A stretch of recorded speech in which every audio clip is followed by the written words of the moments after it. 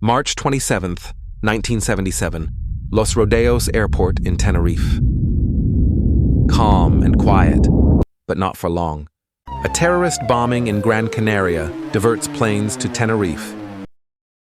Dozens of jets, including KLM and Pan Am 747s, are rerouted to the small airport.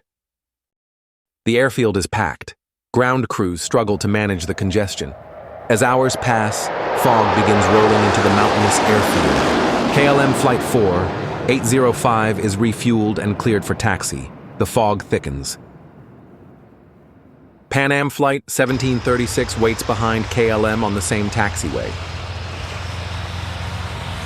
Visibility is falling fast. Both crews are tense. The runway becomes their shared path forward.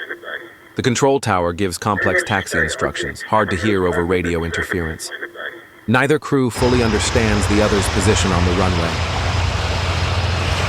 KLM begins its takeoff roll, believing the runway is clear. The Pan Am jet is still taxiing on the runway ahead. Tower hears KLM's transmission. "We are now at takeoff," they try to warn him. But the warning comes too late. KLM roars down the runway at full power. Suddenly, the Pan Am 747 appears in front of them. There's no time to stop. The KLM captain pulls hard on the controls, trying to leap over the Pan Am. The KLM jet's fuselage smashes into Pan Am's upper cabin. Both aircraft burst into flames after the collision. Hundreds of passengers are trapped inside the burning wreckage. The Pan Am cockpit crew survive and escape through broken windows. Pan Am passengers fleeing through smoke and fire, emergency lights flashing. The KLM aircraft burns violently. No one aboard survives. Airport firefighters race into the chaos with foam trucks and hoses. Survivors scream for help as responders fight the fire. In minutes, 583 people are dead. It is the worst aviation disaster in history, and remains of two 747s. News of the disaster shocks the world. Aviation is forever changed. But the investigation had only just begun. Voice recordings and flight data are recovered from black boxes. The CVR reveals chilling cockpit confusion and miscommunication.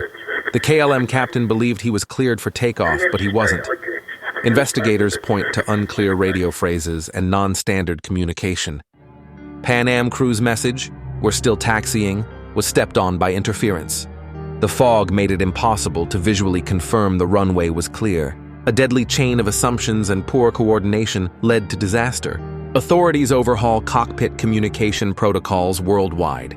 Crew Resource Management, CRM, is born, empowering co-pilots to speak up. CRM becomes a core requirement in aviation training worldwide. Radio phrase takeoff is now only used when explicitly cleared.